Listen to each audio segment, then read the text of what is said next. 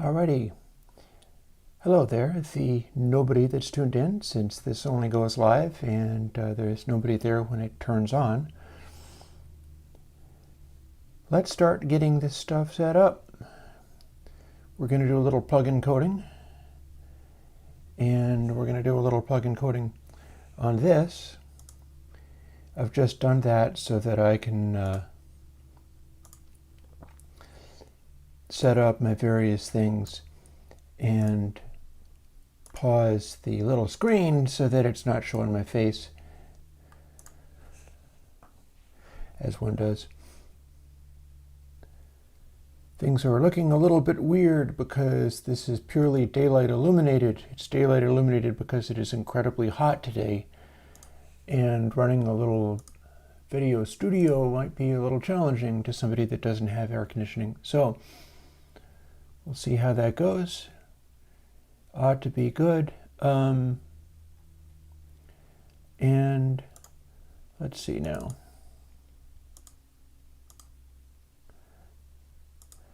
Chat window, hey, okay. So, with a little shuffling around of mouse pads and things, they should be off and running.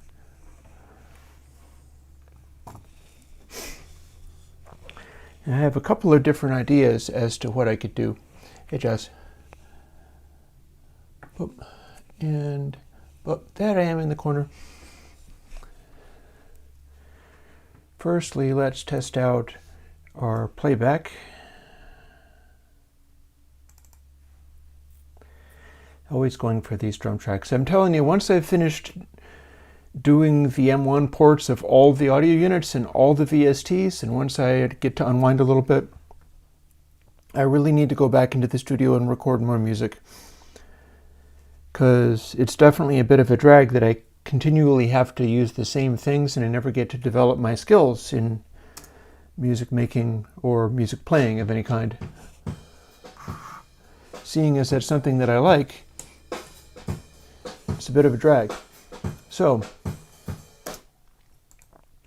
what we've got here is our Bandpass.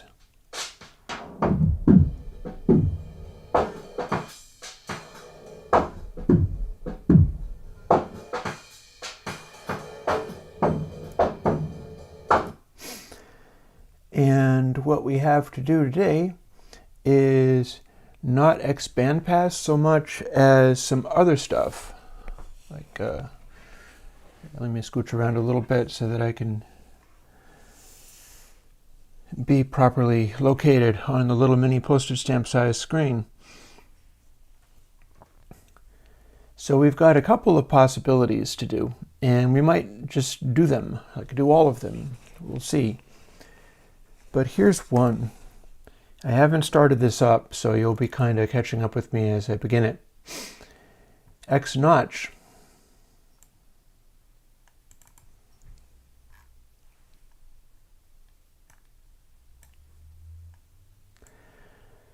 And while I can keep a certain amount of chatter going on. The challenge with this live coding stuff and the way that I do it is as soon as I start diving into the right brain kind of theorizing, that goes into the zone where I'm making choices about how the code works and what it's meant to do that are nonverbal choices. That's where I get all of my good ideas. Unfortunately, once I've gone into the nonverbal choice zone, that means I am just a mumbling, blathering idiot as far as talking on stream is concerned. But I mean, Jackass was a television show, so being a mumbling, blathering idiot is fine too. I hope YouTube doesn't kick me off or something for saying naughty words on the basis of that. Let's see what we've got. Here's our default XNotch. And this is basically blank. So we'll start by copying some stuff over, I think. However, I'm wondering whether maybe let's go and get stuff from XHighPass instead. And I'll tell you why. It's because hex high pass is a little bit more recent than hex low pass, and I'm implementing it in a slightly different way. All right, maybe. Let's have a look. Oh no, I wouldn't say that I was losing motivation, but I don't have time. This is, this is a job. So there is, however, a concern. It's not so much losing motivation as it is, there's only so much a person can do or focus on at any given time. So if you wanted to be, for instance, a singer, and you were also trying to be the greatest rock and roll guitar player in the world or something like that. Oh, I'm kind of loud. Here, I'll talk a little bit louder and then I'll dial it back just a hair, and hopefully I won't blow people's ears up too much.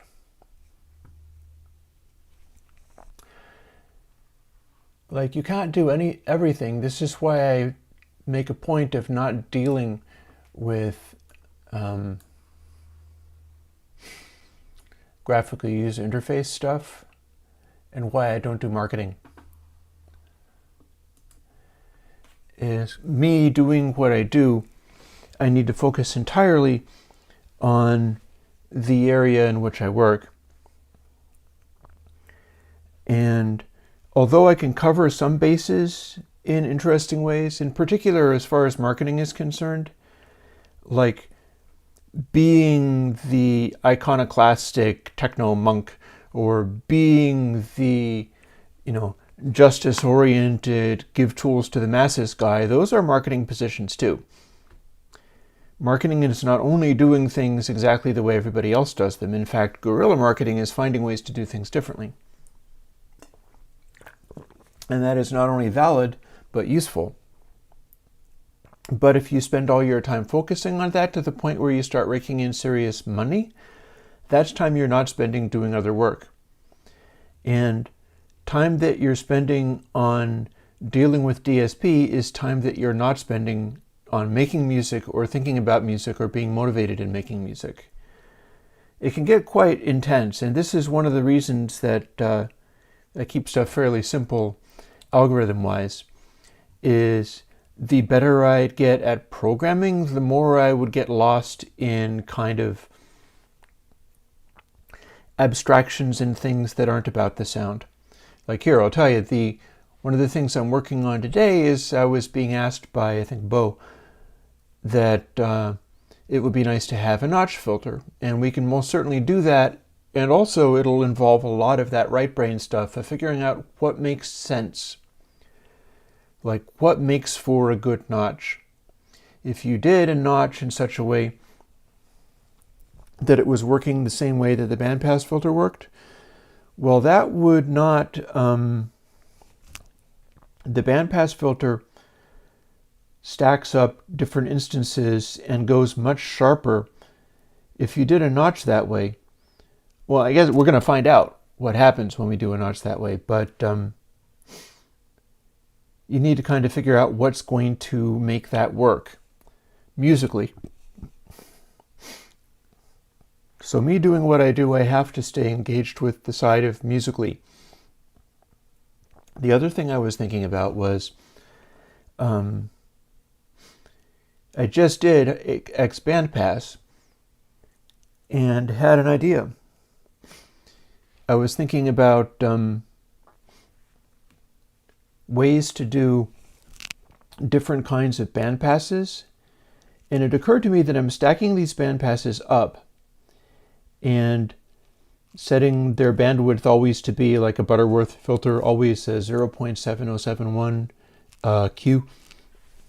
Well, the thing about that is you can set wider Q for the bandpass. You can set it to a smaller number and it'll let through a wider range. Though the stuff that I'm doing here is all preset to 0.7071. It's all preset to Butterworth, which is the steepest filter that you can get without causing a peak. And it occurred to me, if you wanted to do more of a sort of block shape, like a broader filter that still had a really steep roll-off once you got to the end of it, one way of doing that is to spread the frequency somewhat. And that might make for a good option for Y bandpass, because the Y series is wilder experiments, and that doesn't necessarily mean just making it go extra gnarly. It might mean doing something unusual. So if you had like a series of Butterworth filters, and rather than having them stack up so that it would get steeper, you'd have them step out to the sides. Beyond those sides, you still have the full steepness, but within the area, they'll kind of tend to interfere with each other, and each filter is only a 6 dB per octave roll-off. In fact, if you had two of them at a widely separated rate, the middle area there is logically going to be relatively flat. I'm not sure you can get really, really flat, but relatively flat. And the reason is that the one up high has a 6 dB roll-off for the low frequencies, and the one down low has a 6 dB roll-off for the high frequencies. You combine them together by running them in series, and that area in the middle is theoretically going to be consistent frequency response, but the areas at the edge will roll off at double the frequency response. And you just kind of continue that process.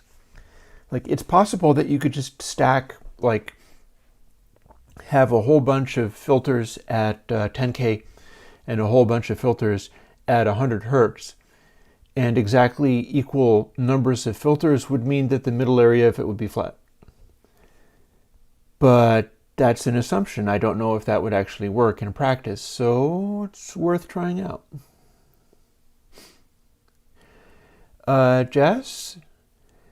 That could very well be, but I haven't mastered state variable filters yet. What I did with the biquads, since I'm not that technical of a boy, honestly, as far as programming is concerned, what I did for the biquads was find somebody who was doing a totally open source and free implementation of it, and basically reverse engineer that as if it was some kind of commercial software that I was cracking and figuring out. I started with somebody that was already working in open source and ended up not using any of their code because I'd refactored it so heavily. But in so doing, I kind of took it apart and put it back together in a way that I understood. Like you can see on the screen right now that I've got this. This is what my biquads look like.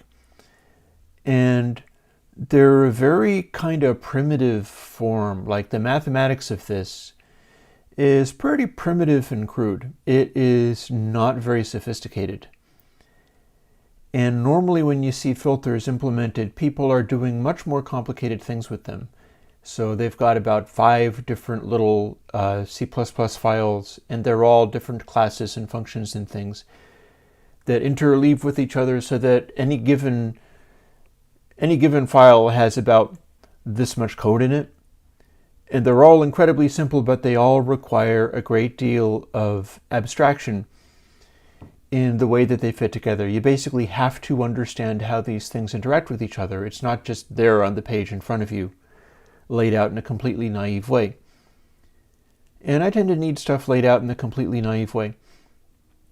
So when I find, I'm quite enthusiastic. Like if you can find me a instance of a state variable filter that hopefully is a little bit naive in terms of how it's coded, that is open source / free software that I can study, that might be real helpful, because I can't do some of the synthesizer type filter things with biquads. They just don't handle it. They break up or freak out. But state variable filters would be much better. I just don't have that mastered yet.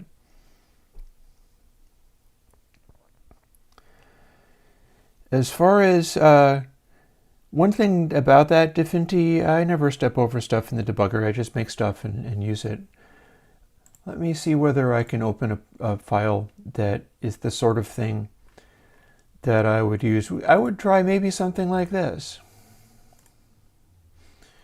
Why don't you have a look at average? This is maybe a little more complicated than it's supposed to be, but it does a number of things in a very, very primitive way that'll show you how stuff is done. For instance, if you work at it, you can figure out how some of these things work. Like up here, we don't need this, but it's in the code, so I'm not going to delete it. But register means nothing in modern compilers. This is very old code. But it's doing this little loop, and it's setting these things to 0. So if you learn how to do that, then you can set an array to things and set this to 0 as well. I don't think I'm actually using that either. No, I am, but this is something weird. This is such an old program that I don't even know how old this is. It's very primitive stuff. Goodness gracious me, I had no idea how old this was. But if we step down into this stuff, we've got a section here where we're doing a very primitive buffer, much like analog delays, where it's a bucket brigade. This is a bucket brigade with variables. It's a dumb, silly thing, but we are using so few variables here that we can kind of do it. If you had larger numbers, there's more efficient ways of doing it that are a little more complicated. This is the most primitive way that you can do a little chain of the most recent samples that you've seen. And the sample, of course, is a reference point to the audio that's coming in a row of positions. It'll typically go from -1 to 1. Those normally represent what clipping is in this way of dealing with things, both in VST and in audio unit. You do this, and this is the most primitive way of having a chain of samples. Once you've done that, you can take samples and do things like go accumulator sample is the most recent sample that came in because we told it to be. And each successive one, like B1, is the last sample that we had, the sample before the one that we're on. B2 is the one before that, and so on. So effectively what this does is we're taking something to record what's going on and adding amounts of what the previous samples were. And those could be anything. It could be like a bass frequency, which is like a curve, or silence, which would be like a bunch of zeros, or maybe a hi-hat symbol, which might be a bunch of random variables. So this might be positive 0.7, and this might be negative 0.2. But we're adding these by the amount in this variable. And if these were all the same variable, we would be adding the amount of how many of these were there. And if we wanted to, say, do all 9 samples, average them together, but have them come out to be the same volume that we had going in for bass frequencies, it'd work like this. It would be what this actually is doing. When everything is turned on, all of these start out at being 1.0.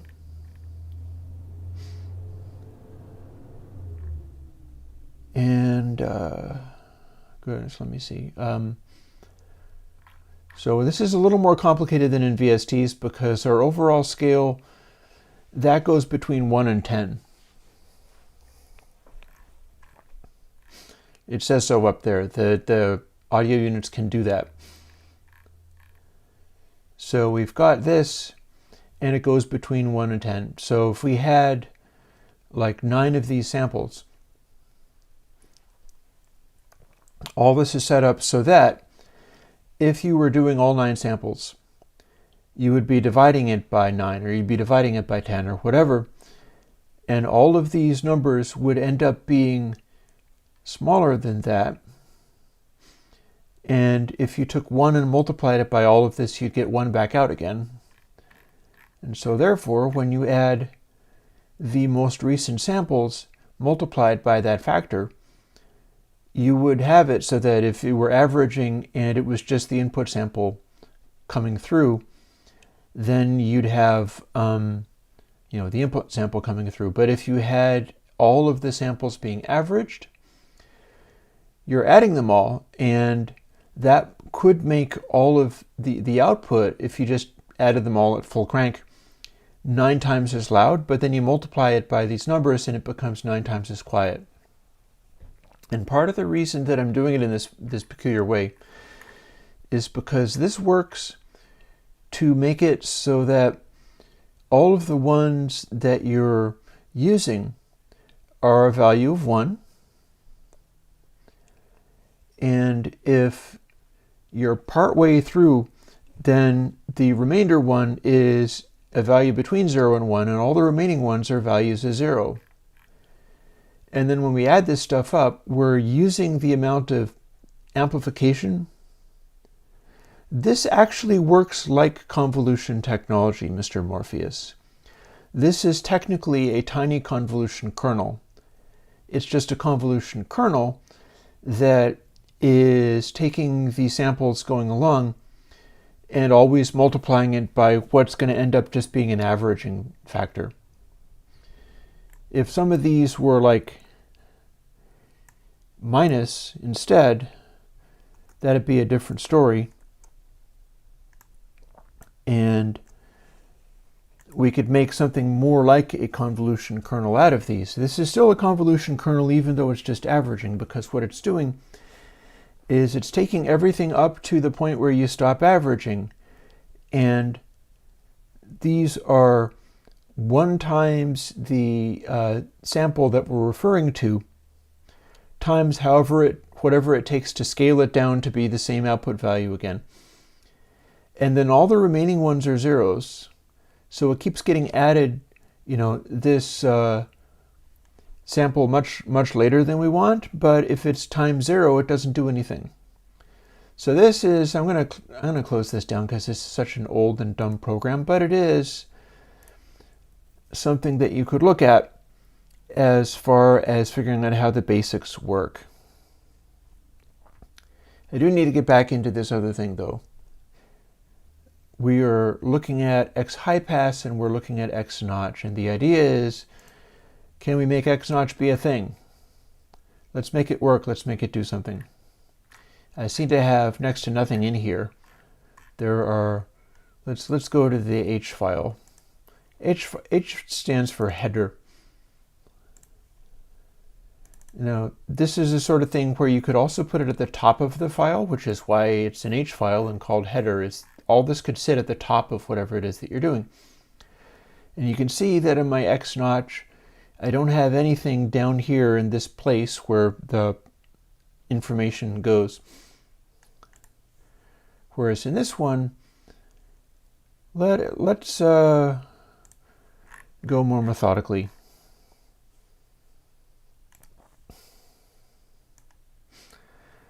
You can kind of see what I'm doing here is I am making some of this stuff match. This is parameter 1 through 4.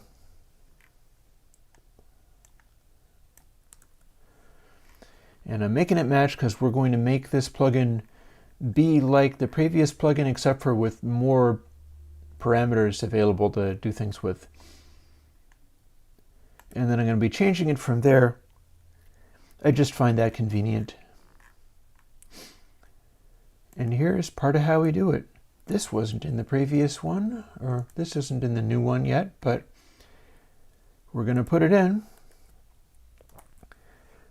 because this is based on biquad filters, and this is how I'm implementing them. Kind of a weird way of doing it. It's possible that when I start doing the Y versions, I'm going to have a completely different way of thinking about these, because this is set up so that it's all these very high resolution variables, and this contains both the coefficients for the biquad filters, meaning like you do this filter by dividing this by something and then multiplying it by something else and so on and so forth. And those numbers always stay the same if you've calculated the frequencies and bandwidth out. But the later numbers in this array are the samples being, you can't buy stock in my company because that's not a thing, but you can help out by pitching in on the Patreon if you like, or not. You don't have to, it'll be just fine. The only thing that happens when you jump on the Patreon is some of my future projects involving porting more interesting things to plugins will happen faster, which seems to be a good enough reason for a lot of people that they're very enthusiastic about the idea. But it's like, yeah, no, you don't have to buy stock. That is not a thing. I don't make initial public offerings. That is in no means how I operate. Let's look at the Cpp files, C++. I would add that the stuff that I do in here is essentially working in C. It's not really C++.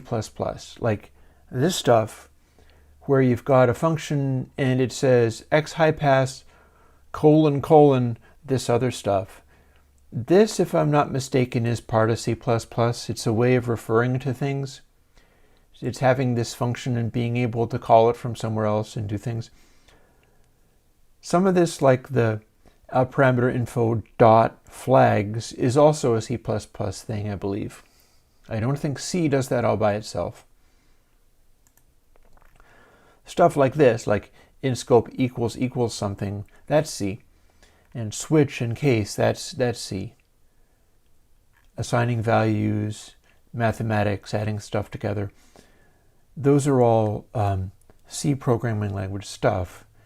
And it is the more abstracted stuff, like how everything goes together and works, that is the C++. And I use that basically as a framework. I'm not actually doing anything with that part.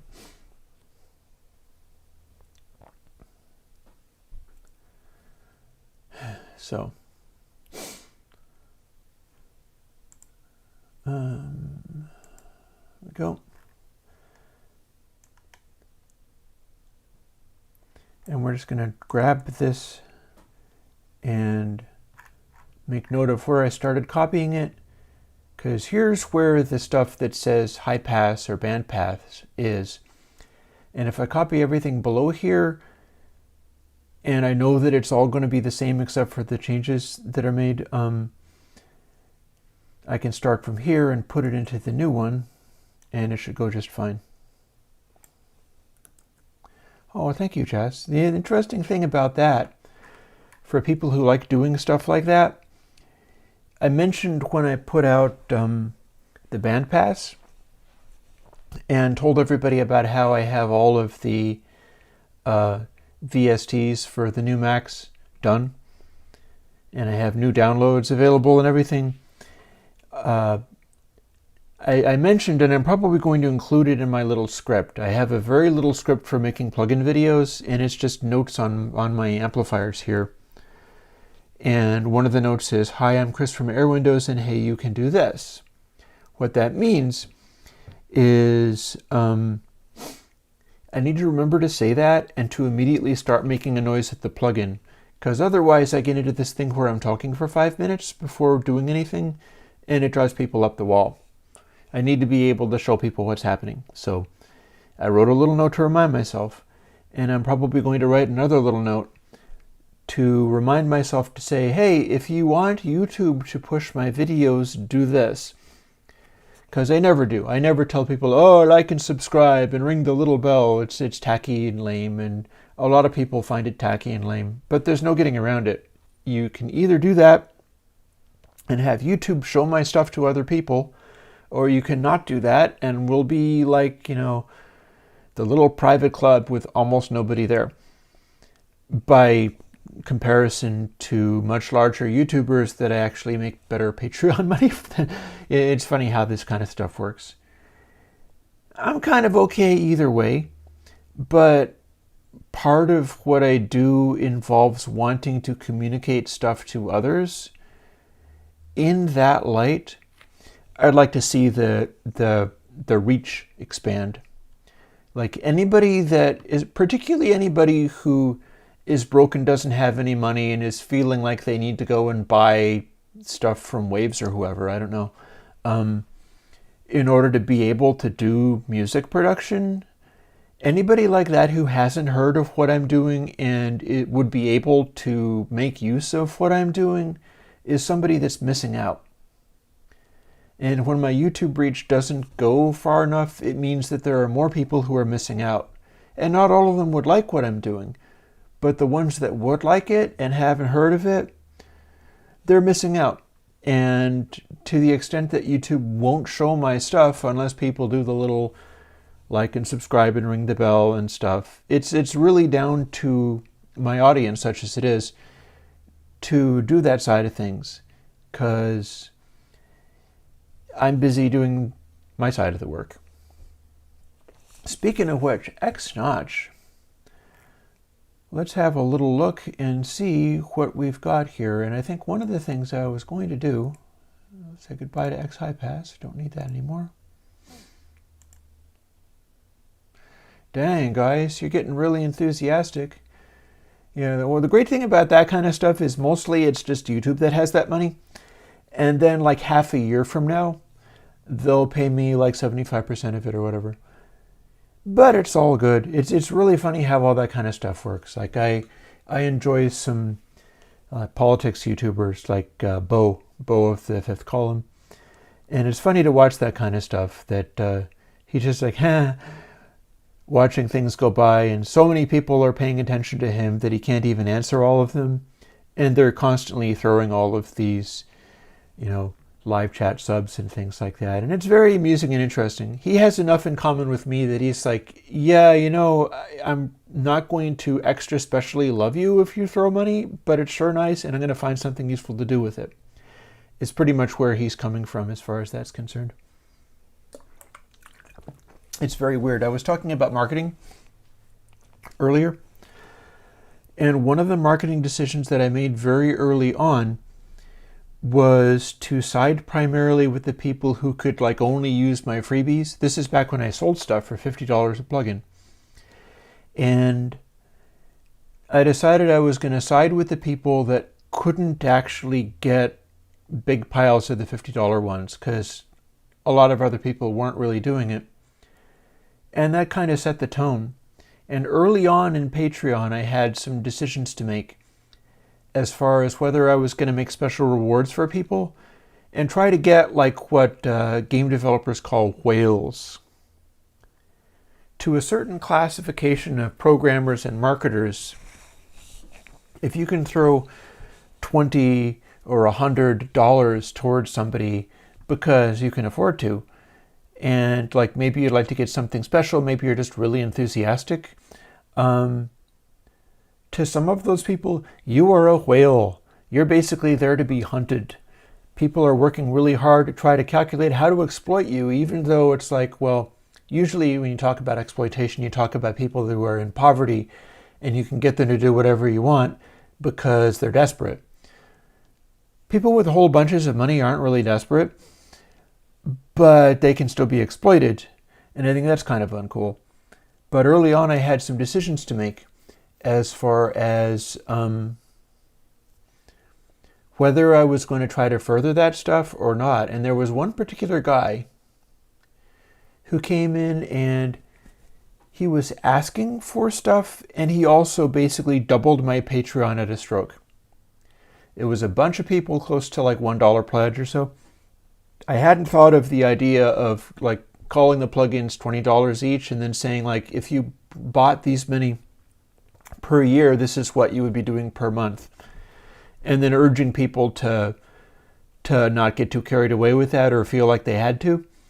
And that makes it nice and steady. But early on, this one guy showed up and he was like, I pledge $400 a month. Please do these things for me. And I told him straight up, can I persuade you to pledge something smaller?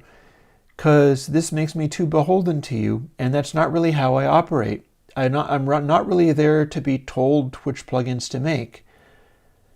And so being a guy that could throw $400 a month at me, he, rather than pledge a smaller amount, just got ticked off and left. So that taught me an important lesson. And yeah, it's been learning how to do this kind of stuff. And the important thing to understand is that making these decisions, including the decision of like challenging the guy who wants to be a whale and figures he will get extra things, because a lot of people are willing to give you extra things for extra money. Deciding how you're going to handle that is also marketing.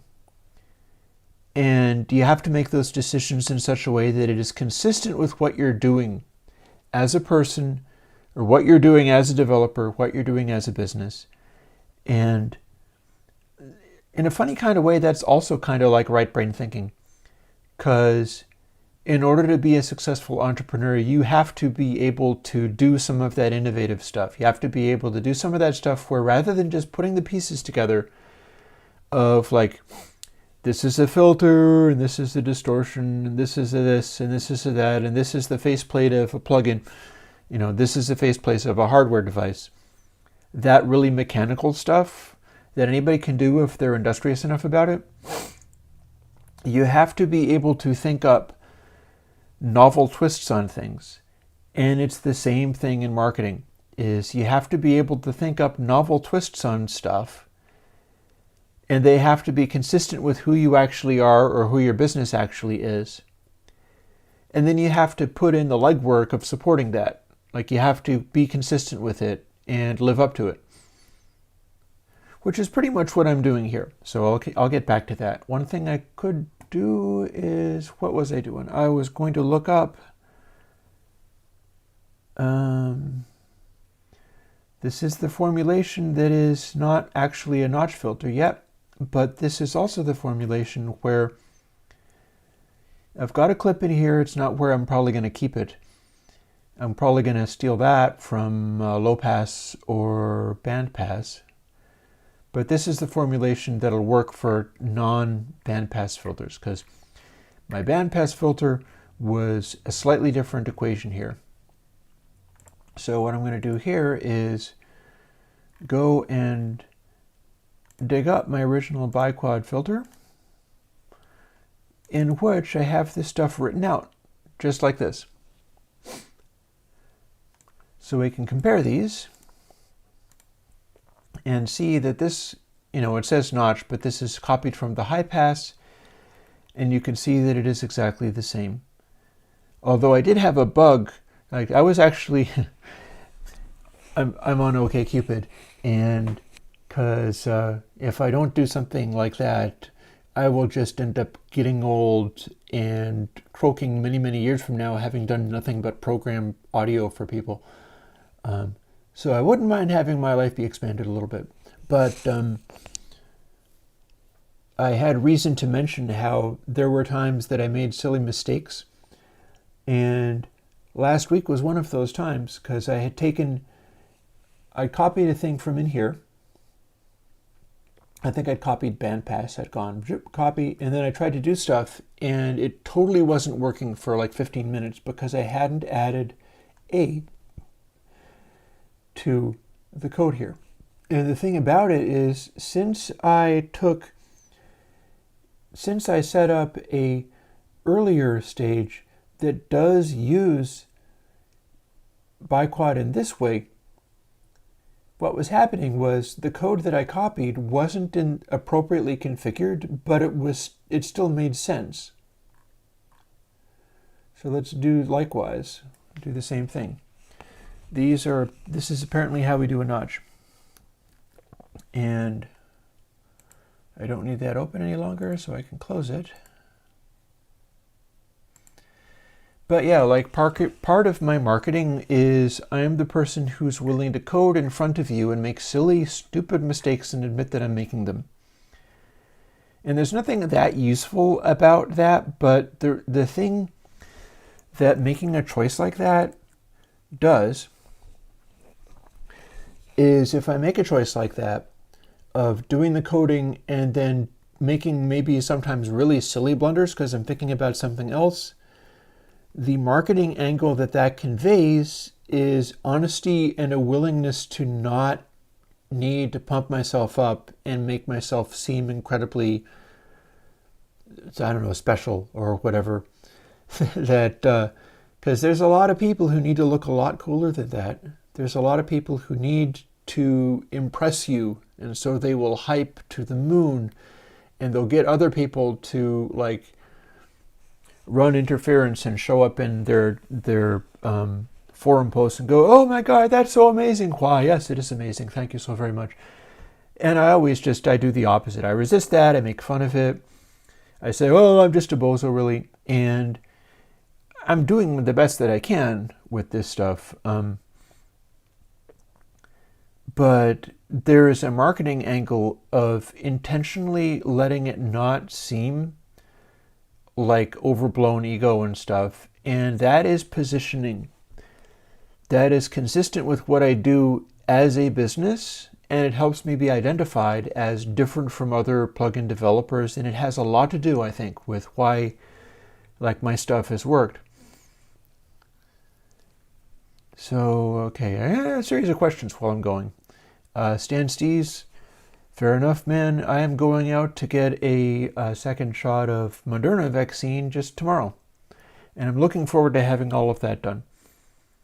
And again, I would say if anybody in the chat is one of the people who's all head up about vaccines and stuff, first of all, go and check out H-Bomber Guy's most recent video, because that is timely and interesting.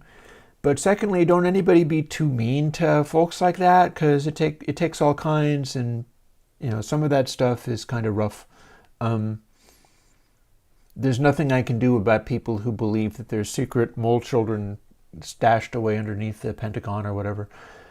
But other than kind of be patient, and also an important part of it is to be like, no, I don't think so.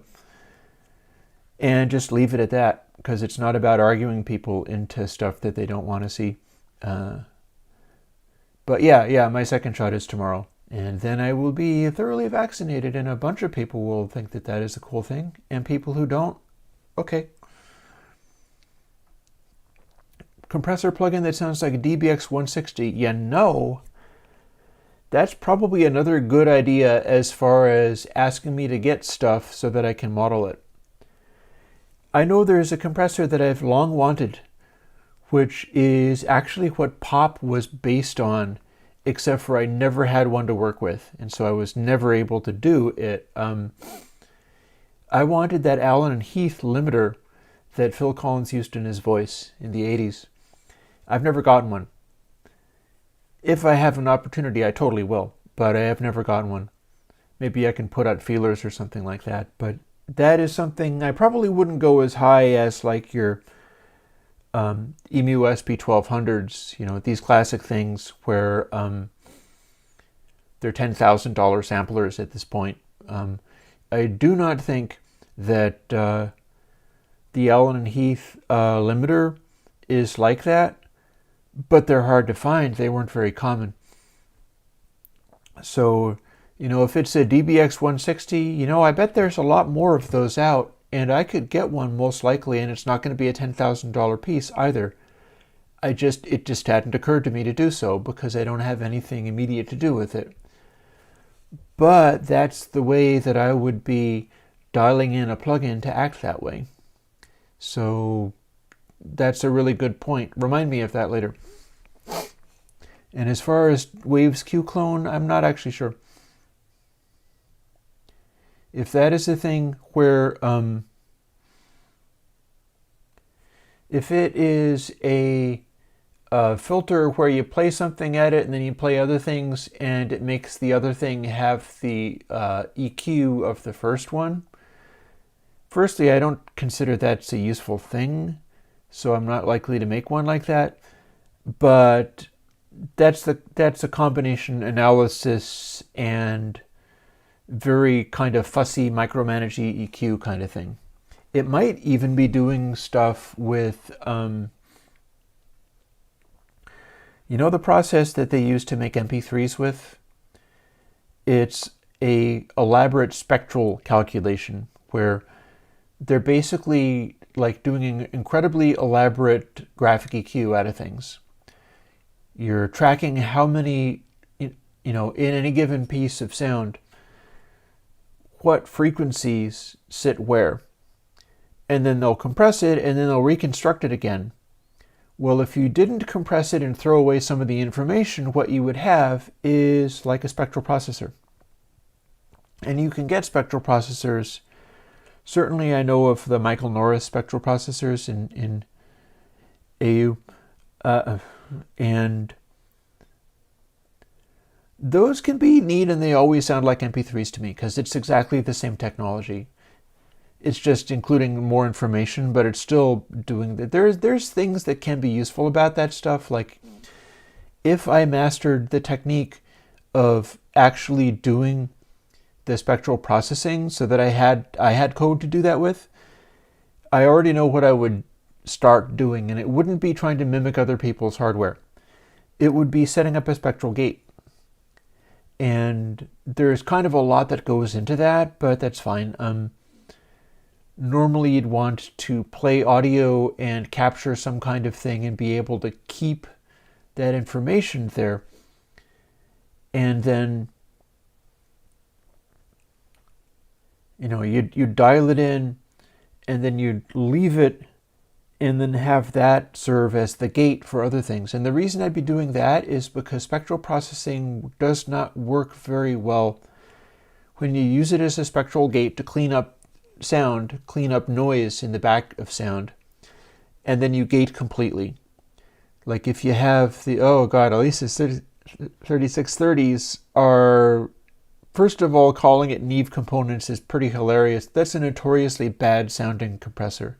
Which is not to say that it wouldn't be loved by techno producers, because there you go. But that is a bit of a notoriously bad sounding compressor. Somebody might ask me to do that, in which case it would be very easy to get one because those are not going to be very expensive for good reason. But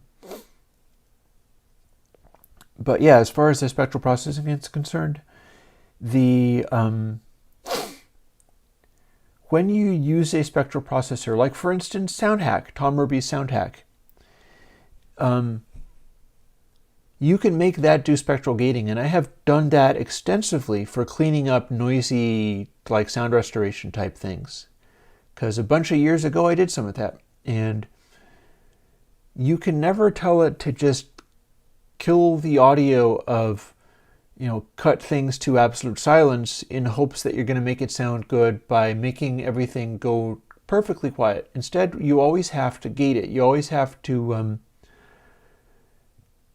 just attenuate stuff a certain amount, because when you gate it too much, you wind up making it effectively be just as disconcerting, but in the opposite direction. Rather than too much noise, it's nothing but a lot of sputtering and crackling, and it's super distracting. So what I would do is set up a spectral gating thing where it was able to do that, and then it did choose to gate all of the noise components completely to silence, but then the way you'd apply it would be with a dry wet. So you'd be sneaking in some of it, and the secret there is that the dry component, rather than being limiting the amount of ducking that you'd get in the spectral thing, and then reassembling it all, you would be taking the gated version that's too exaggerated and basically crossfading it with the original sound. And then the original sound that you're using to kind of reconstruct it would not have gone through that filter.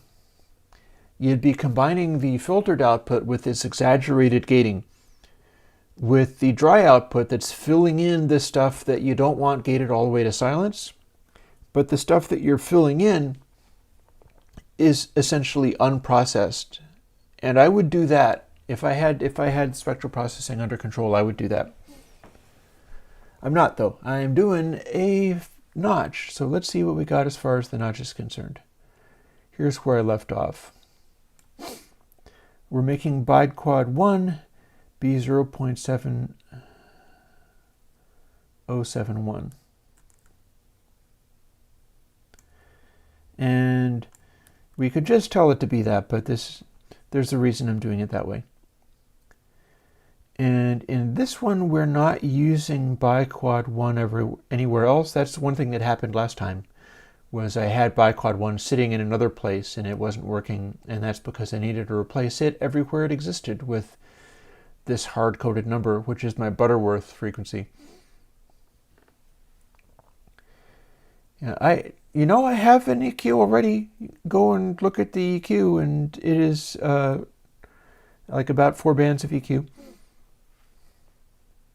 There's ways of doing that kind of stuff. I just don't always jump to do it. So what we've got here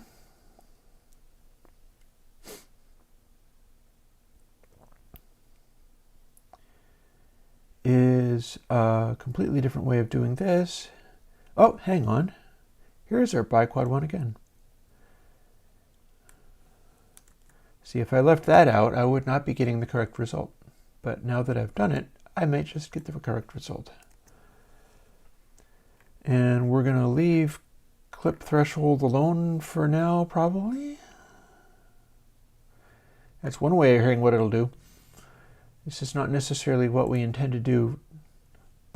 And since this is the old school version of the audio unit, the way this works, first time I try to build it, it never works. And that's because it tried to build this stuff, and only then did it start to build the libraries it uses.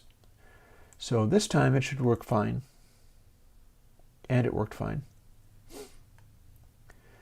That's a quirk with how the audio units in this old school environment work. Of the project just doesn't seem to work the first time out of the box. Here's our XNotch. And here's our first trial of what we're going to get out of this. Might be just as good an idea to use Alien Kittens for this one.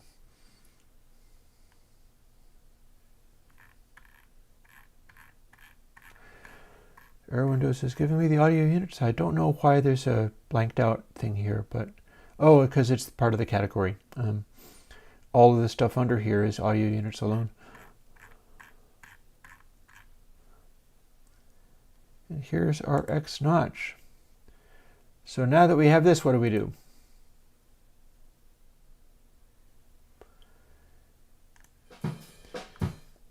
We have a bunch of silence.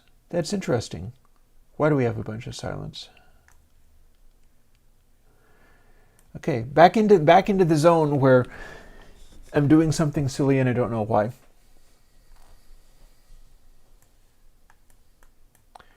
None of this stuff seems to be doing anything.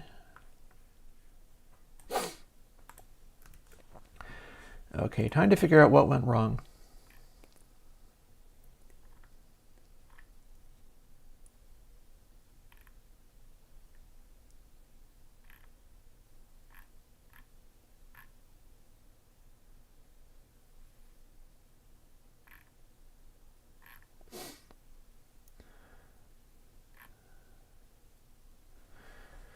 I'm certainly a little puzzled. I'm getting dry sample.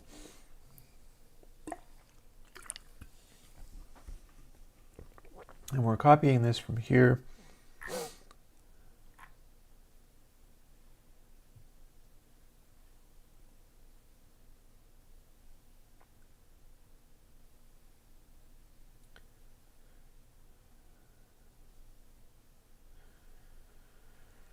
So one thing we could do is go and grab the previous one and see what happened there. Because here's the thing. I'm just kind of looking this over, trying to see if I can spot anything. Oh, I mentioned how they had done a silly thing. Do you see what I did? I did this twice in a row. 2 weeks running I've done this silly mistake. Look at this. This is a thing It corresponds to this, but we're building all of this other stuff out of biquad A. This here is supposed to be biquad A. I forget it twice. 2 weeks in a row I've forgotten this. However, that means it's a nice, easy thing to fix. I'll just do this like I was supposed to do in the first place. I'm reasonably confident that it'll work now. Yep. Like I said, you build your marketing around what you are and what you do. If you are fooling around with coding yourself and you're trying to make plugins and stuff, be aware that this sort of thing will happen, and you got to be kind of patient about it. You want to do the brilliant thing. I could be doing the brilliant. I could have thought of a great thing to do with the coding, and maybe it even was a great thing to do. And when I tried to run it, nothing happened. But when I try to run this, something does happen.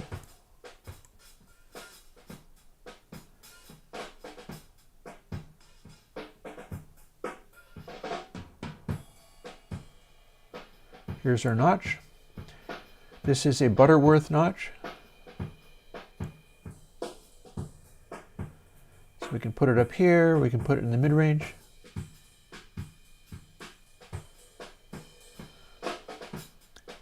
Kind of in the low mids. We can find out what we get when we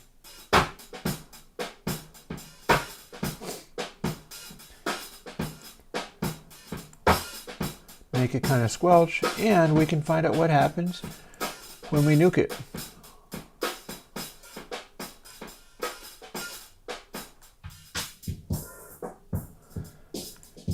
Okay, I didn't see that coming.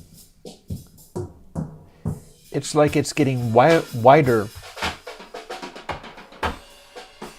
I didn't see that coming. I thought I was going to lose all effect.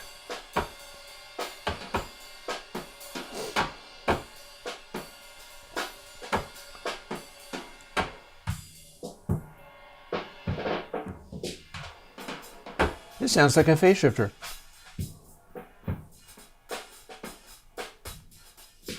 And it's much more resilient to moving this around.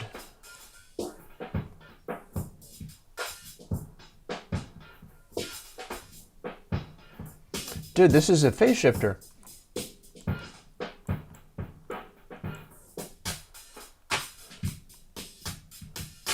Though we are getting crunchiness going on here.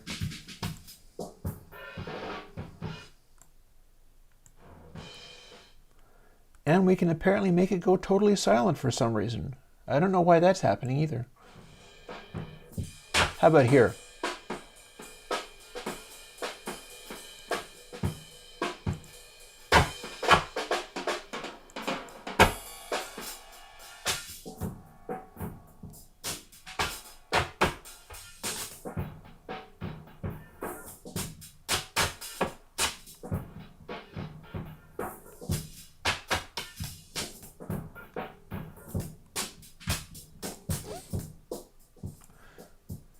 This is very interesting. This is absolutely a phase shifter.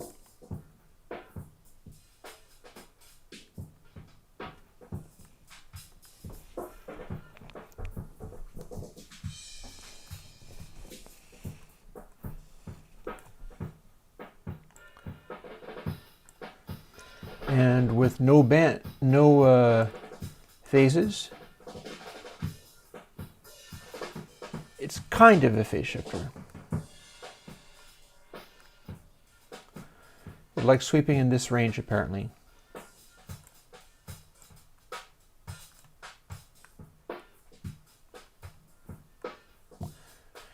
Yeah, and all I need to do is put a modulator in here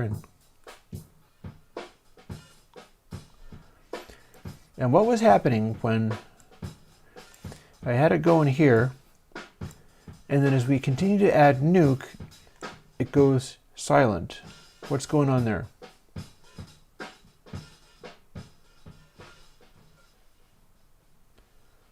Oh, I know what.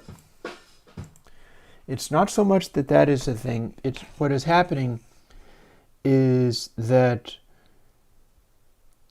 I have a clipper in here, and because it's X high pass, What the clipper is doing is it's cutting stuff down to silence. This is not really a vintage sampler emulation. The Z series are going to be more along the lines of what I can get out of the EMU 6400. That's what I was asked to do. I have one in my rack right here. I haven't turned it on in weeks because I've been porting all of the VST plugins. That's one of the reasons I'm doing these, is because I'm going to have to work up to it. I've worn myself out pretty good doing all the plugin porting, although it's been worthwhile. But once I bounce back a little bit and have a little more energy for this kind of stuff, I'll be firing up this sampler, following people's instructions as far as how you get sounds out of it. I've got a bunch of really good DNB people telling me how to do that. And running like my little drum tracks and things into that and seeing what kinds of extreme sounds I can make the sampler do. Because if I can do that, I can record them. And if I can record them, I can start trying to A/B and sculpt the plugin in such a way that it's acting like it does the same thing that the sampler did. Those will be more like vintage sampler emulations, although I'm likely going to still stop it from being an exact clone. I'll try to get a sound, but I'm not going to be marketing it as this is a EMU sampler. I'll tell people that's what I was listening to. It's not designed or meant to be a clone or copy of the thing. It's designed to get the desirable parts of the tone that that thing does. I don't know DMG EQ. Does that stand for something?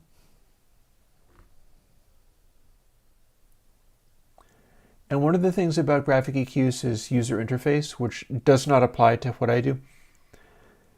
Like if you have a rack and you got a 31 band EQ in the rack, that means you can do gentle curves or you can do like sharp little notches and cuts and peaks and things.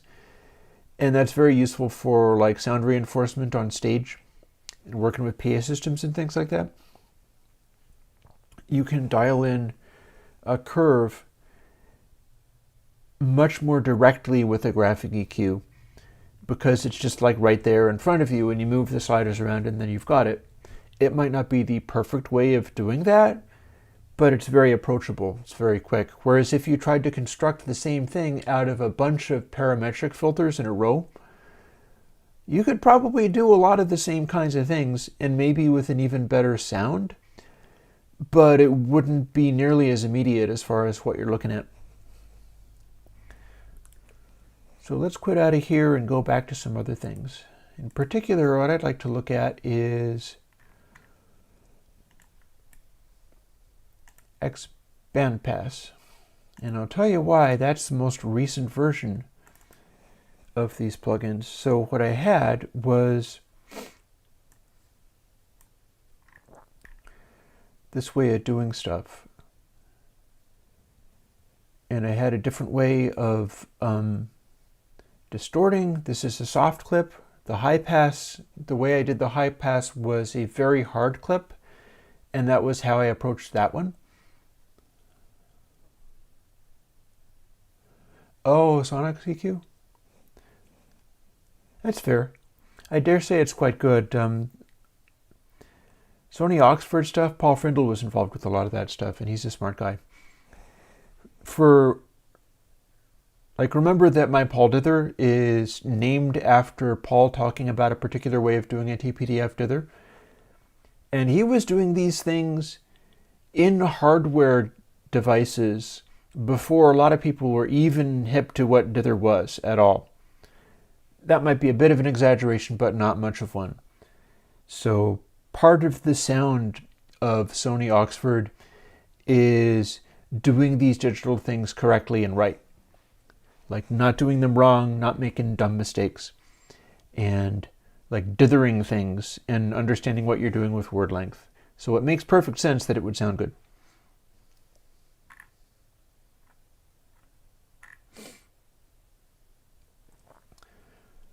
So let's see, one thing at a time. Let's see what we can get out of today.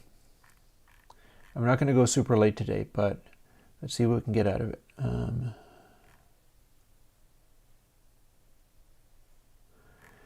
I don't seem to have a boost inside this. This does not seem, the high pass is not actually boosting. So what that means is, let's go and find some of this other stuff from here. I do seem to still have,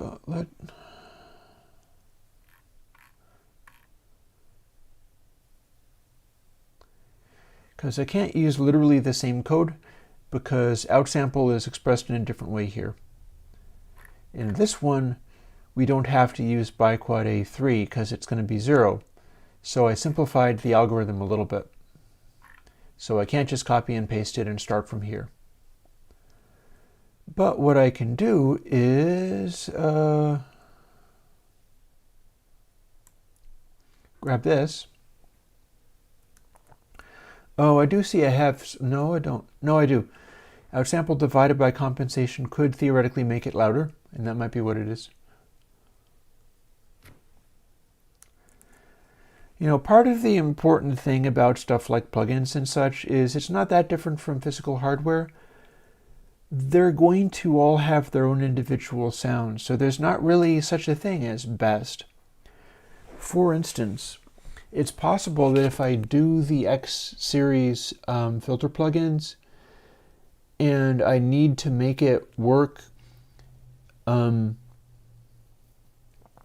sound like what the EMU sampler sounds like, some of the things I might need to do could involve like doing my calculations on floats, like floating point numbers, rather than doubles, which is double precision, or long doubles, which is even more, which is normally what I do. Reason being that the hardware has some limitations as far as what it's able to do. It's not as high power as modern computers are. And I might need to do stuff that's going to hurt the sound by causing quantization distortion in the middle of the algorithms in order to match the sound of the hardware. I don't know. We will see. That's the kind of thing where I could do it and then decide that I didn't want to do it and roll it back. A little hard to say.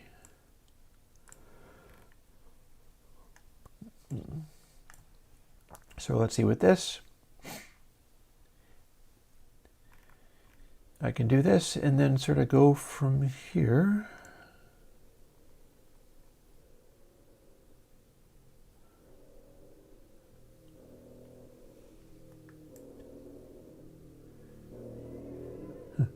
Got a little bitty motorcycle going by outside. There's some folks in this neighborhood that are super into little bitty tiny motorcycles, and so all their kids are like, vim, vim, vim, vim, all the time. It's a good thing I'm not dedicated to sitting around recording acoustic guitar solos, because that stuff could get in the way. And what I'm going to do is go in here and sort of see how this is doubled up a little bit. I need to remember to do that. Oh, look. Same thing here, too. So I need to remember to incorporate some of this correctly. And by that, what I mean is this isn't right all by itself. But I can start doing the right things here because I need to replace this clip algorithm with this clip algorithm. And then just like with the setting things up, C is what I want. I need to update the letter here. And by letter here, I mean this is working with biquad D, and so this needs to say biquad D. That's the kind of stuff I got to remember to do. Having done this, let's scroll back up and see what I'm missing.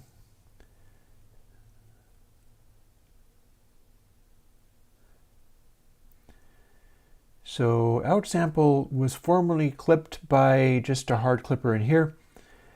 We're not doing that, so this stuff we've just got directly above. The sign part is what we actually want to be there, so I need to move the stuff next to it over to where it was. Like this. spoke too soon.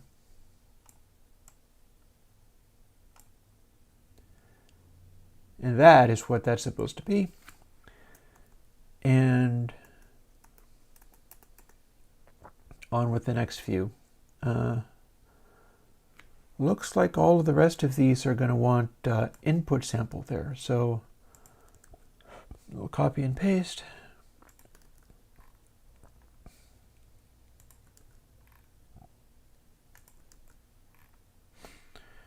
And then delete this one and get ready to try that out.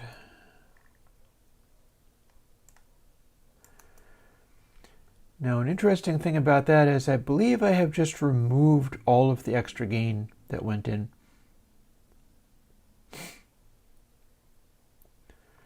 So this is no longer pumping up the volume with anything. That came from somewhere else. And when I say that came from somewhere else, what I mean is, again, forever diving into this language stuff, came from somewhere else means in this one, it says this. It says outsample divided by compensation. Compensation makes stuff louder. We could probably include that in here too.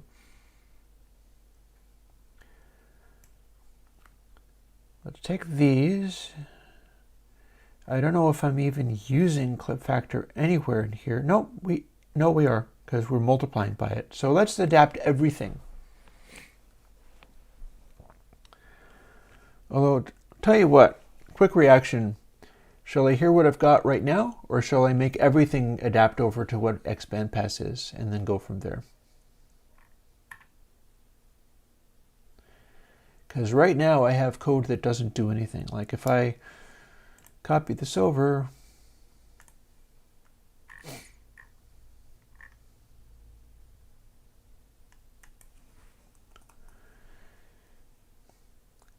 the control formerly known as clip threshold.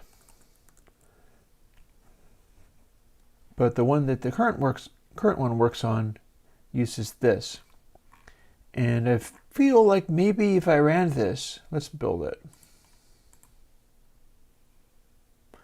Unused variable clip threshold. So basically I took that code out, and now this does absolutely nothing. There is no purpose to it whatsoever. And I haven't, okay, I will do that. I will adapt the new thing over. So I negated all of its ability to amplify stuff and make it louder when we turned on nuke. So if I put this in here, this is going to still be what we want to use. It's arranged in such a way,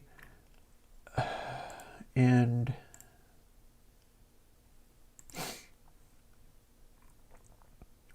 we got that from here. And this is how this is normally done in Bandpass.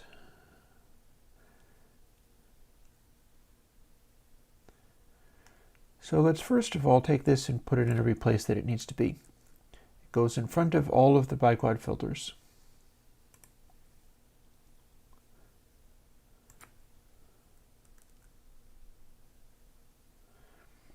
Like so. And like so.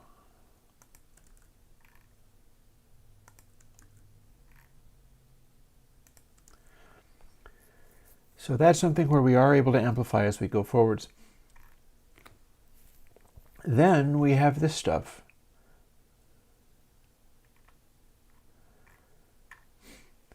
And this looks like a fairly simple operation here.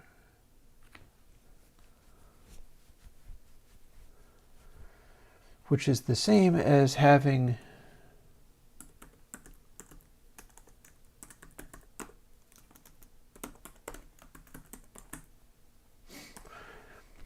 this in separate place. So you see how this now matches in all the places, and then this is all about the dry wet. It's how I'm scaling up this nuke control so that we're including more and more stages if we need them. And then this is very simple because we weren't using it quite in the same way. Well, if we go back over to the bandpass that we're trying to adapt,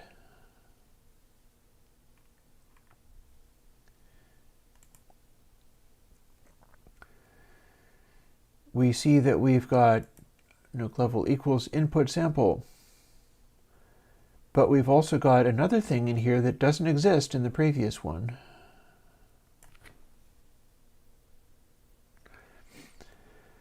And that's input sample equals out sample divided by compensation. That is actually, like with this, we are distorting. I'm going to have a quick look at low pass. I'll tell you what. Because I remember about how this changed and became different things. Here's the first one that I did that didn't actually work for everything that I'm doing now.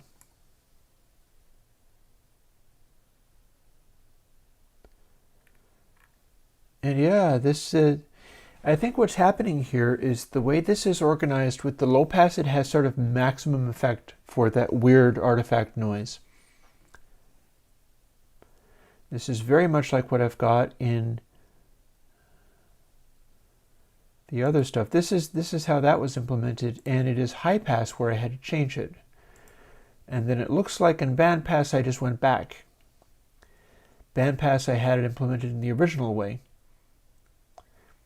But in high pass, I distort up here, up front, before doing all this other stuff. So just for fun, let's see what we get if we do, well,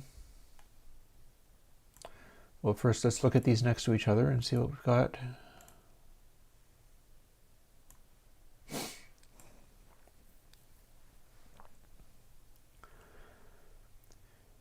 With this one, input sample equals biquad, but with the other one, we don't actually do that. We don't assign biquad each time. So if we were to make this like the other two and not like high pass ended up being different. We'll take this out each time. So we're not getting input sample back again yet. We're stripping out an important part here.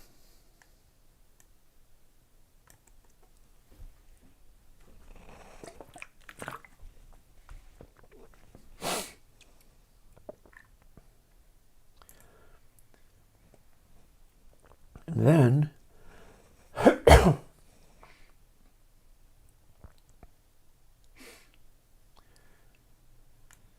we'll do something like this.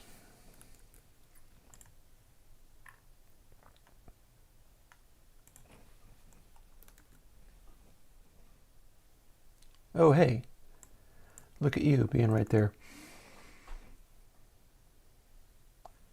We're doing that first, and then we're assigning nuke level to the result of it.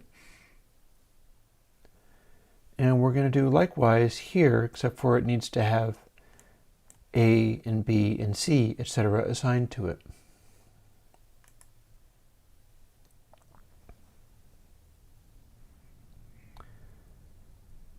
But this looks like basically the same form.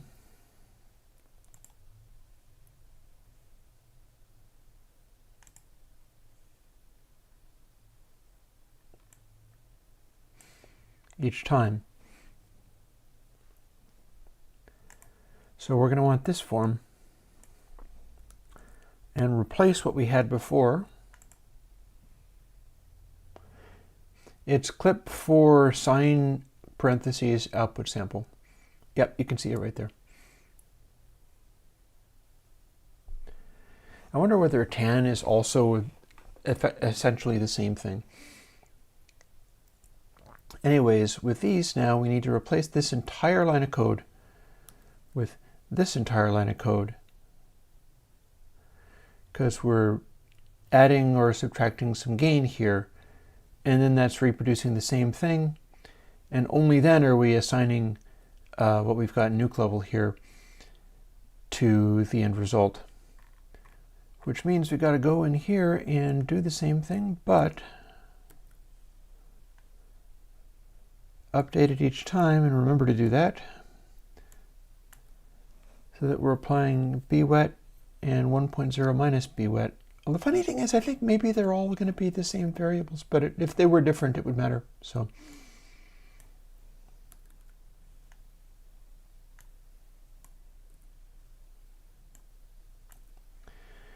and then we can do the fun thing of trying it out and seeing whether everything broke. That being sometimes what happens. We'll see.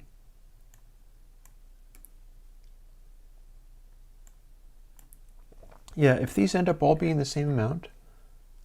Oh, but they're not. They won't be. And I'll tell you why, because this is our dry-wet control as applied to 4 different levels of dry-wet. You keep turning it up and it keeps adding another phase. So goodbye X Bandpass. Don't change anything. And hello, new version of XNotch. And let's see what we got.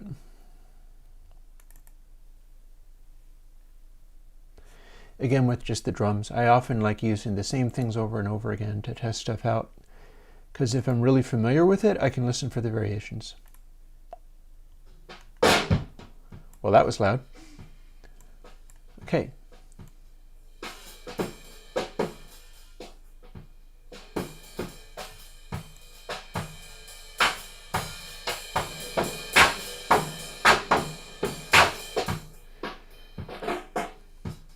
We're going to need to fool with stuff a little bit because our levels are definitely not right.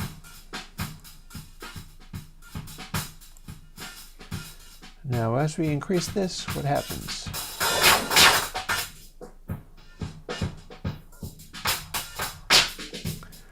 Well, one thing is for sure, it's not like in the low frequencies here. And that's pretty much what we get out of it.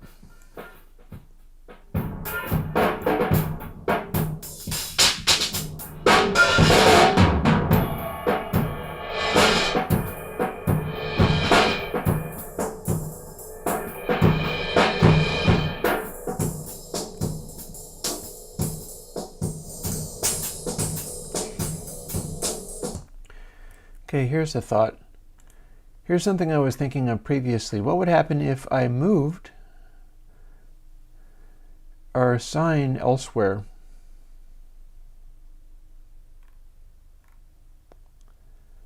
I don't really know the answer. One thing that's striking me immediately, though, is all of a sudden this is much worse. It's not liking using the adaptation of the bandpass thing. Like the low pass is essentially fine. The notch worked essentially fine. The high pass was terrible when I did this, and it seems like the notch is terrible when I do this. And I'm not entirely sure why that would be, but one thing I could do is just exploit the undo function and see whether I can step all of this back to a previous phase. So let's give that a shot. Let's see how far we can get. This might mess everything up really bad, but we'll see. Yes.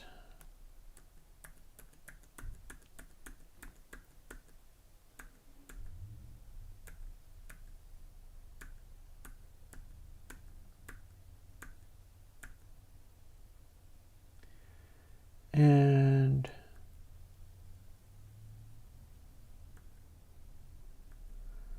I ain't quite sure what we're doing here. Oh.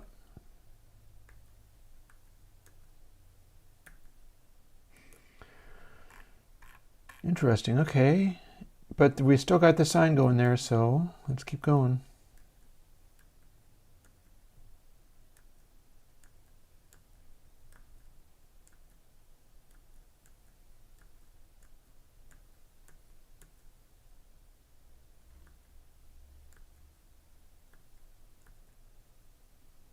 Aha, there we go.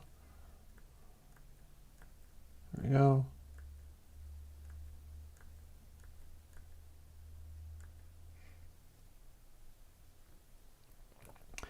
And then if I keep going, what do we get? Where were we?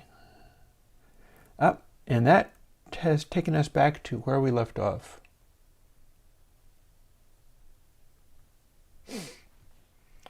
Well, remember, we're distorting inside the biquad algorithm, which basically makes it go insane. So that hurts it very badly. And there are no coherent or sensible ways of interpreting how that's supposed to work, because it's not. We're basically breaking the algorithm and making it do something wrong. The question is how and how much.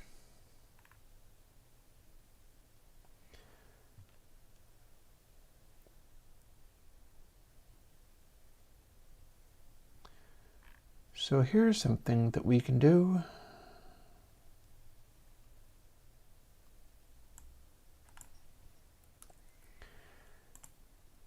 Copy that, paste it here, take these guys out.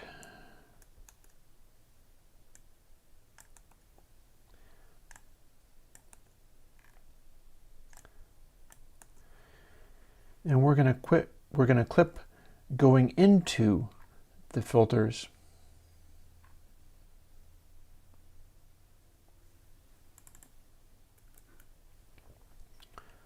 And in fact, knowing that we're doing that, let's go back to some of our other stuff. We're deeply in have no words land at the moment. Let's go back to our other stuff. See this stuff? Here's some stuff.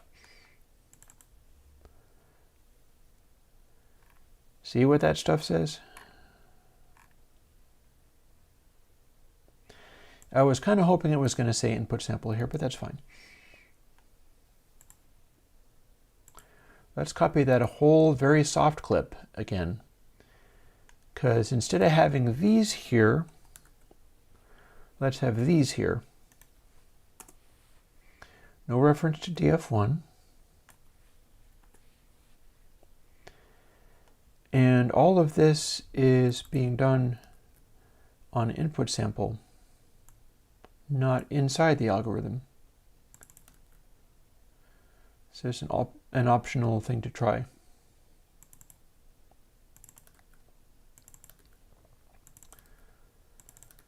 So we're going to hard clip that. And then we're going to sign it. Clip threshold no longer has any meaning.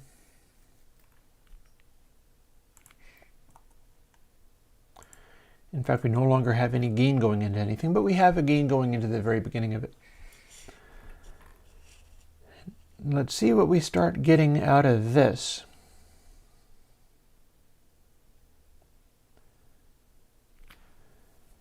And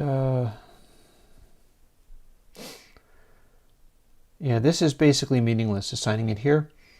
It doesn't matter whether we assign it here or not, because we're only going to reassign it before using it.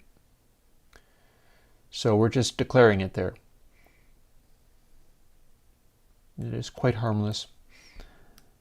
But move this down a little closer to that.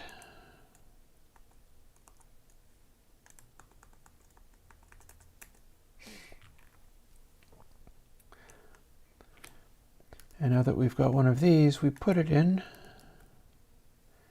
each of these steps, because we're doing input sample each time. We're carrying input sample through all these stages if we're using them. So this makes us now distort every single step of the thing without adding any extra gain in the middle of it.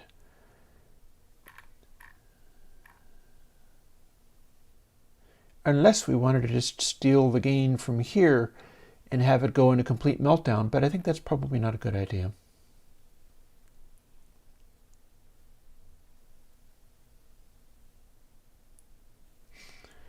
I'm just speculating on some. Let's first hear what it sounds like without the extra boost, because I'm not convinced that the notch filter will respond well to extra boost. It's fairly clear that the bandpass and such and the low pass respond nicely to extra boost, but the high pass kind of didn't, and the notch might not.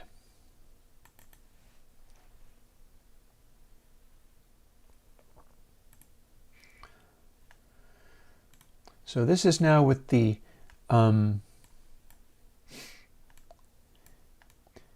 we have a gain control, so we can slam the input, so we can get distortion out of it, but it's not distorting any more in each phase, and that will sound like this.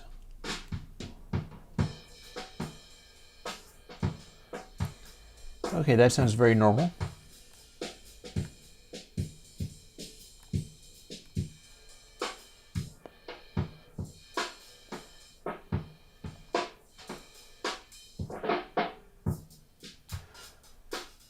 It's doing the phase shifter thing nice.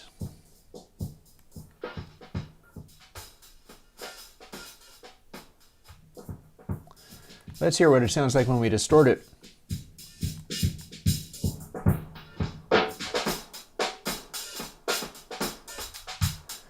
That's pretty well behaved.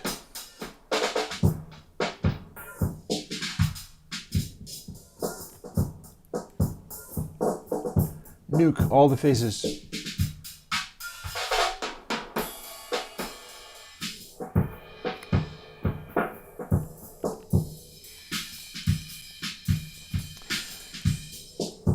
We've got a pretty respectable phase shifter imitation going on.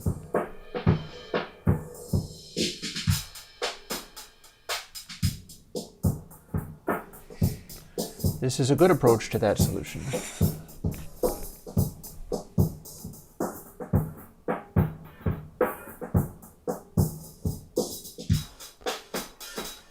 What fascinates me is how I'm not getting bad behavior. Like, this is way more sweepable than any of my other stuff. This biquads. It's behaving itself super well here. Oh wait, no, I can't make it freak out. If I move it fast enough.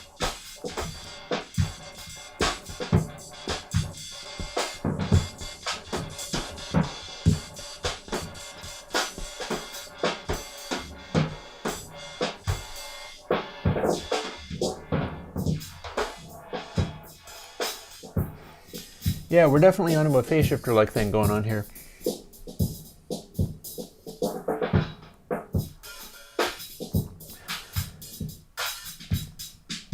In fact, it might need to use some of these other things to add some nice modulation.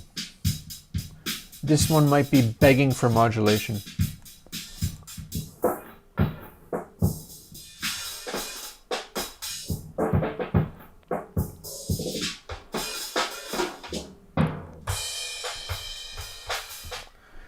Or not, because you could also just automate it.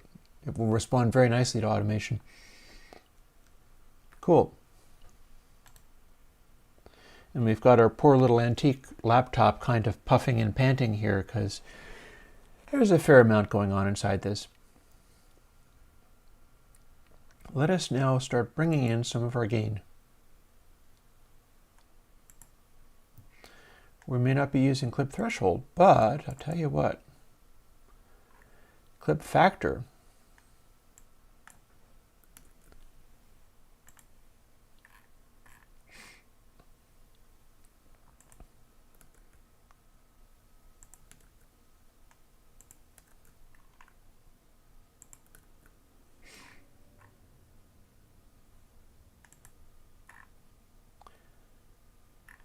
And we apparently also added at the very beginning, although that's not necessarily so, but we can do it.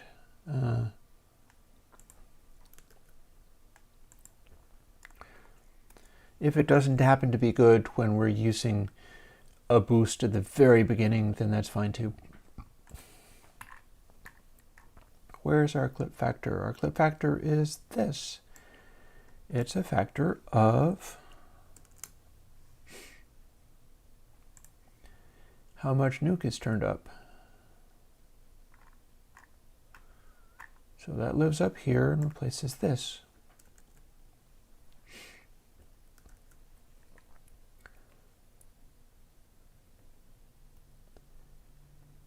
And this is an elaborate way of both including param3 and starting out at a very attenuated level. So biquad, it will start turning up louder as the frequency goes higher. It will not turn up as loud when the frequency is really low, because that tended to distort crazily. Let's see what we've got. Because again, that whole thing was about voicing it in a particular way so that it would distort right at various different levels. And that turned out to be very tricky to do, but it was doable. Here's our new XNotch.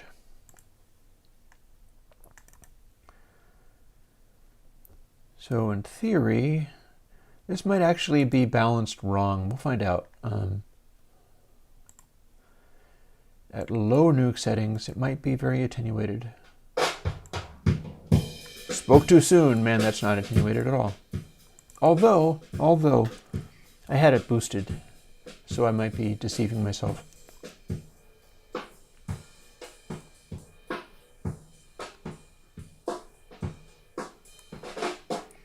It's a nice soft effect.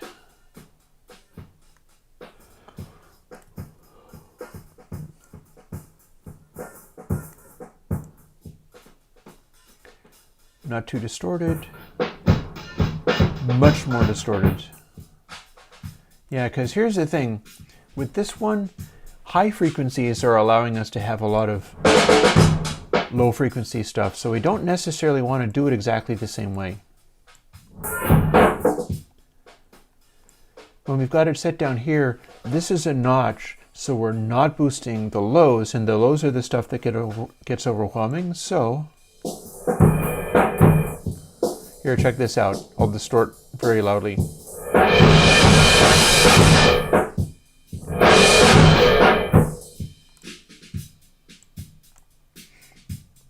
So yeah, we don't want this. And we don't want it to be attenuated here. So our compensation is going backwards. It is going backwards. I'm not sure biquad A has any relevance to this calculation, other than it's making it very, very small. Clip factor could be simply a matter of, because yeah, the whole deal with why clip factor was handling it in that way, including biquad A, is because I had a situation where we could end up distorting the lows insanely. But this is a notch filter, so when we sweep it up to the top, it's notching the highs and letting the lows through. Those are the ones that end up being loud. I could almost do a clip factor and subtract the, on the high frequencies, do the opposite of it. But probably what's going to work best, since it is a notch filter and is letting through both of the frequency extremes in the median, is to ignore biquad A entirely. Let's start with 1. We don't have to multiply this anywhere near as much. And get param 3 is our boost. It's our nuke factor. So let's say if we, just for starters, clip factor of 1 at full dry, full only one stage, and then a clip factor of 2 at every stage for full nuke. Just neatly double it at every stage. Let's see what we got. Might be too much. Might be just fine. I could also, if this is promising, I can bring in another one of those faders. You know what I mean when I say bring in another one of those faders? If you've been following these, you can probably follow that train of thought. That came purely out of the right brain stuff. Oh.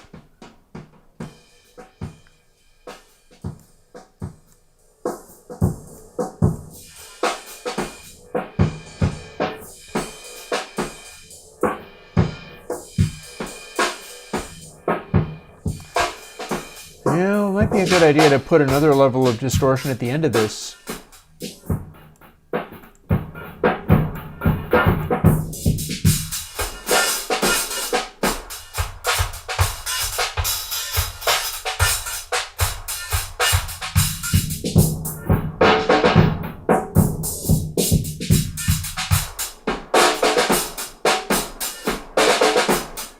Just notch out the bass.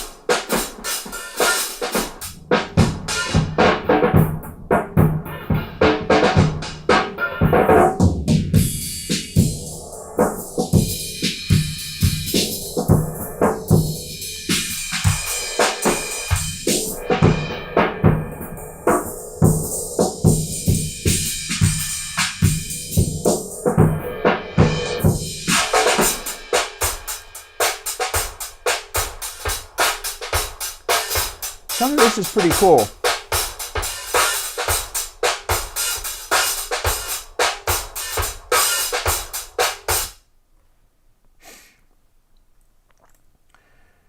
I do like the idea of clipping everything at the end of everything.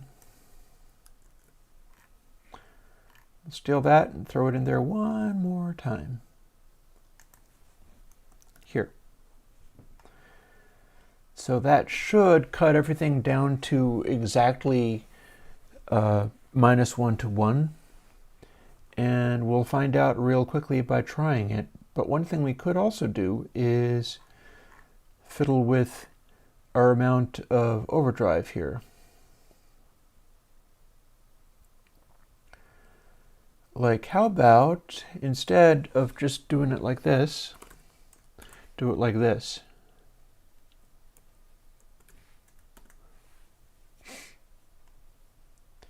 Scale it, give even more boost, and then scale it some more.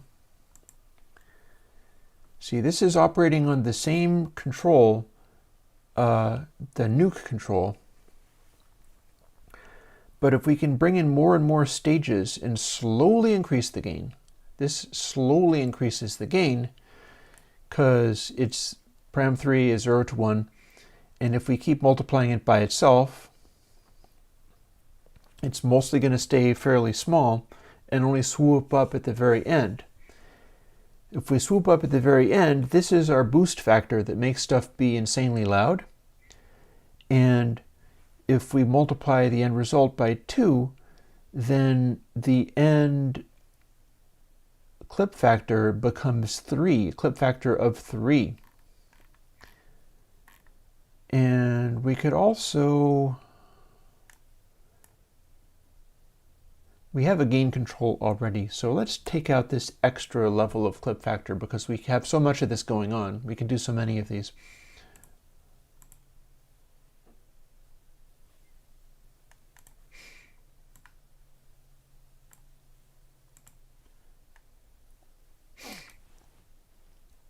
Very much in Babel talking zone. Time to make the sounds. We make the sounds.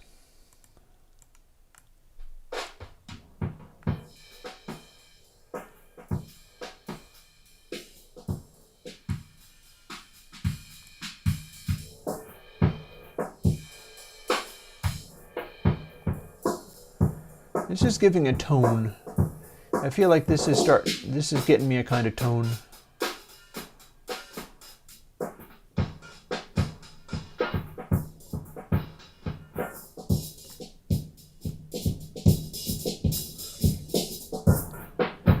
And then at the end of the control, we start getting an effect. We're still not hard clipping.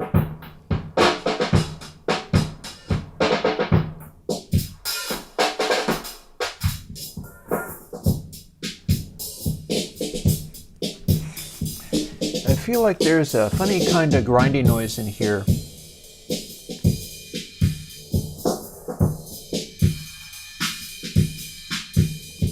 It's thickening stuff up enormously, there's that.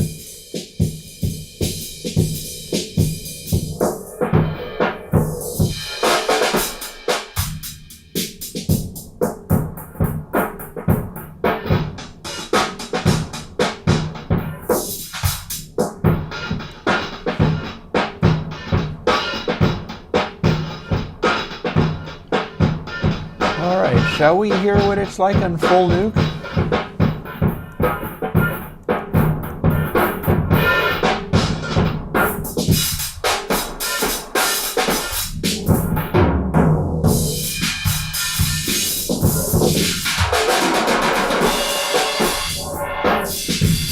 I think we're onto a winner.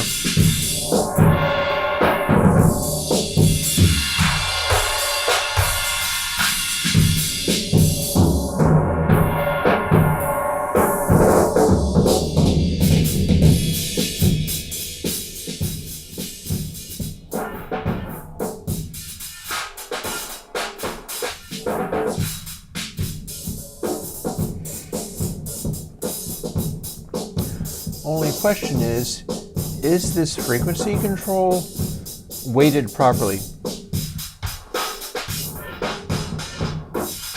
This is the good range. Up here is okay. Too much down here. It's like this isn't doing anything.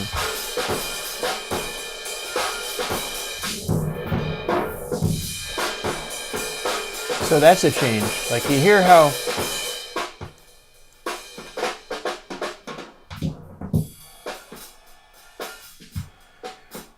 down here it's not doing anything.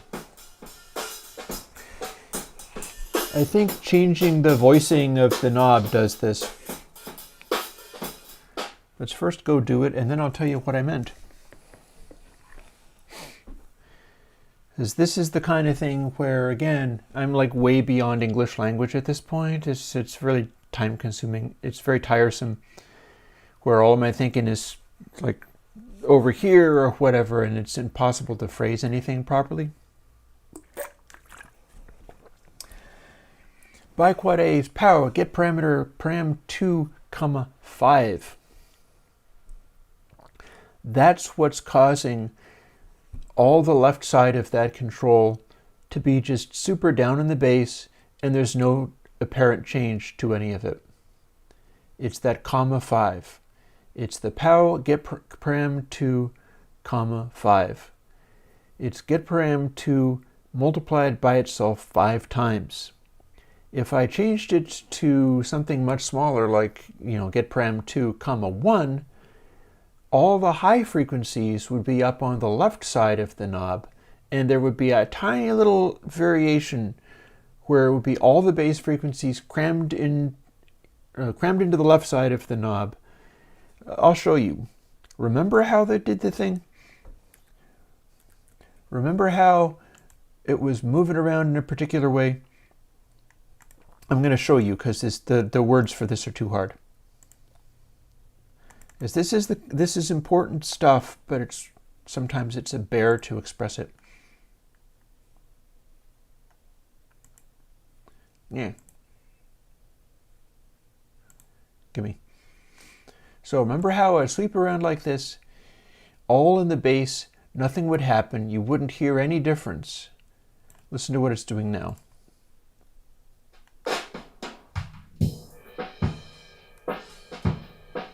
Now it's the high frequencies is a whole bunch of motion here, and then the same area that was living here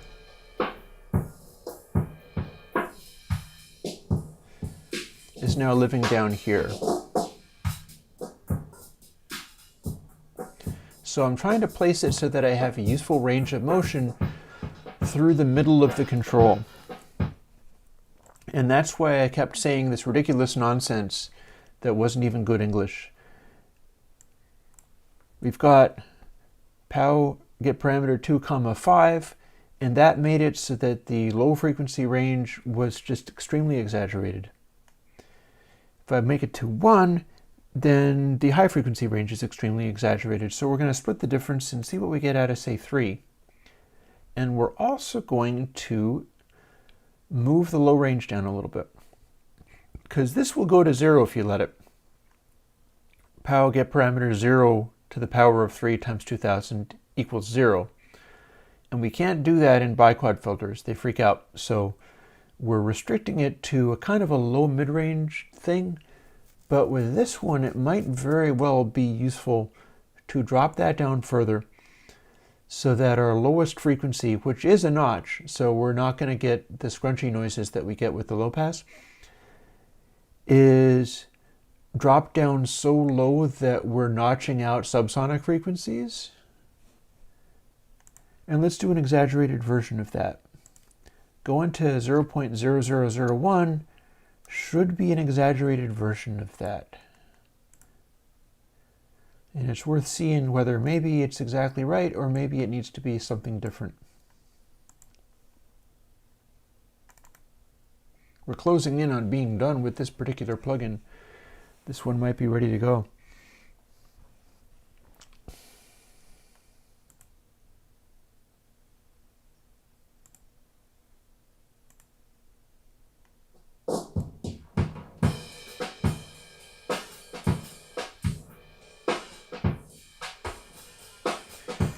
Okay, that's interesting.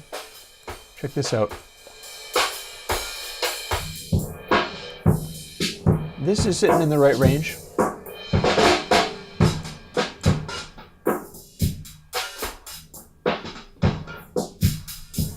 But as we drop it down, we've gone a little too far.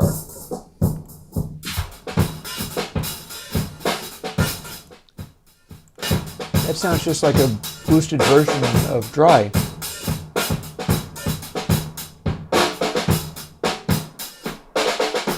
And here is where we start losing the bass. And that's too far over.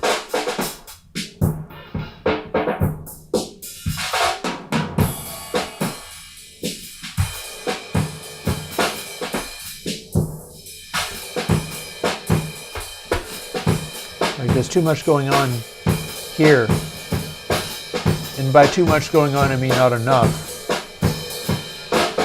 I can move it and nothing happens. That's what I'm trying to avoid. Here's where we get into it. So, back into the breach. Let's split the difference. 0.0005. That ought to be able to drop it enough where it's still letting bass through and we're only notching subsonic bass, but it's doing enough. And I'm pondering the slope of this too. But we're probably fine.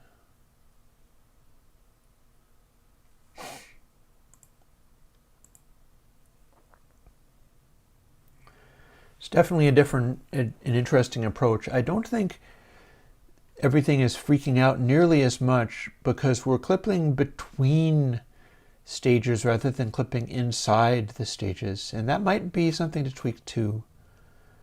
Like clipping inside the stages means biquad A9 gets assigned the distorted thing and the output doesn't necessarily get assigned the same thing. But that's what was causing the really freaky results, and that might not be that suitable to what this is becoming. I mean, X stands for experimental. So in a way, if these are all different kinds of explorations producing very different results, that's basically fine. And let's quickly check it out and see what we got.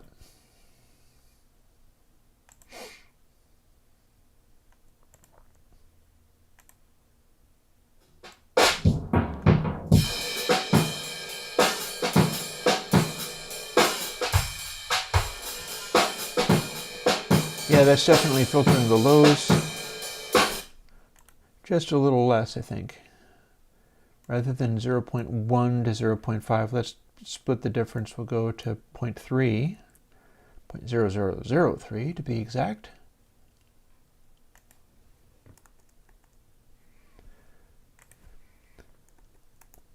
Clean up a bit of this space since we're starting to get to where this is ready to go.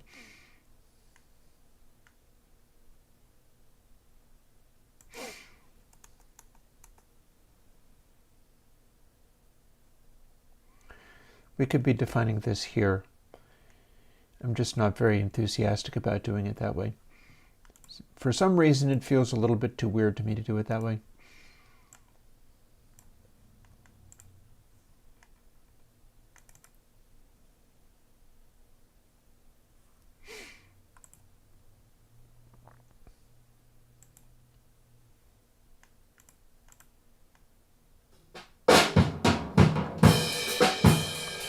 There, that feels like we've got some bass, but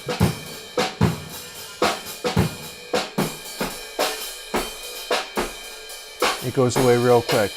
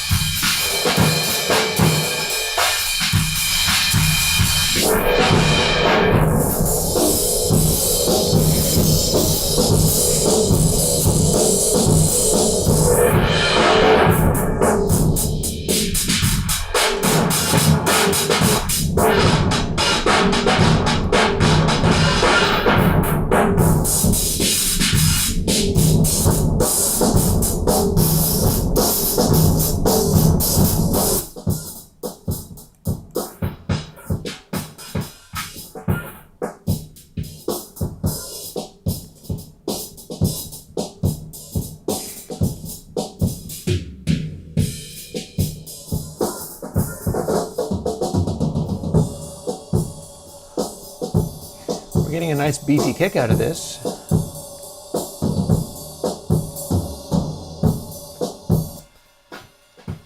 Compare it with that. Just throw in a little XNotch and use it as a distortion, turn it up a bunch, and you get this.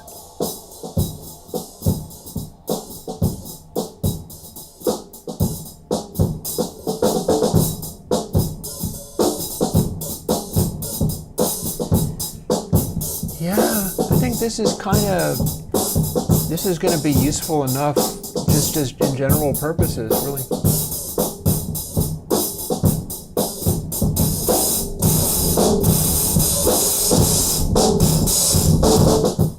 Also note the intense aliasing.